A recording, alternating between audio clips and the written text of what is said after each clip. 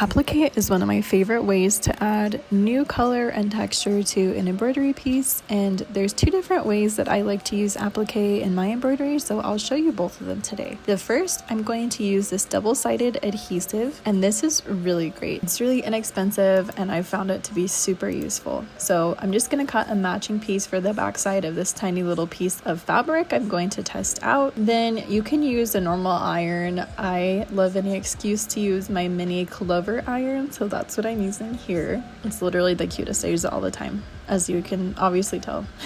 Now for the double-sided adhesive, you have to peel off the backing, and then I'm just going to place that on my fabric first about where I would like it, and then place my fabric over top. Make sure there's nothing overlapping and they're pretty even. Now I'm just going to press this down for about a minute. Make sure the adhesive is completely melted so it'll stay attached to my fabric.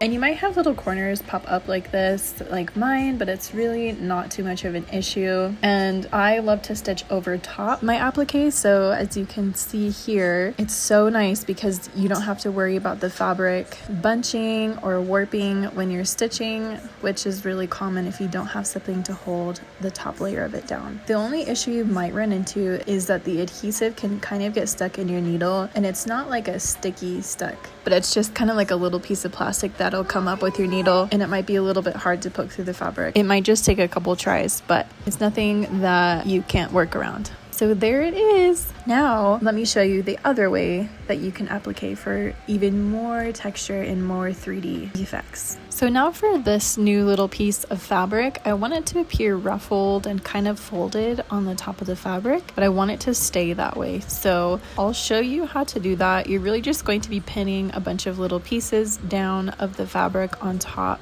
So it's best to grab a matching thread for your fabric so it'll blend in nicely. And I'm only going to use one strand of embroidery thread for this, and then a size 10 embroidery needle. So I found it best to pin down a couple of the corners first, so that way the fabric's not sliding all around when you're trying to stitch. So I'm just going to make a tiny little stitch right here. It's kind of like a seed stitch. We're just going to make a bunch of little stitches to hold this in place. So first I'm going to pin down this little section right here, and then I'll meet you at the next step. Also, a quick reminder, everything I use in my videos I always have linked in the description of the videos, so check that out if you're a beginner and you don't know what to use, or you're looking for some high quality embroidery tools.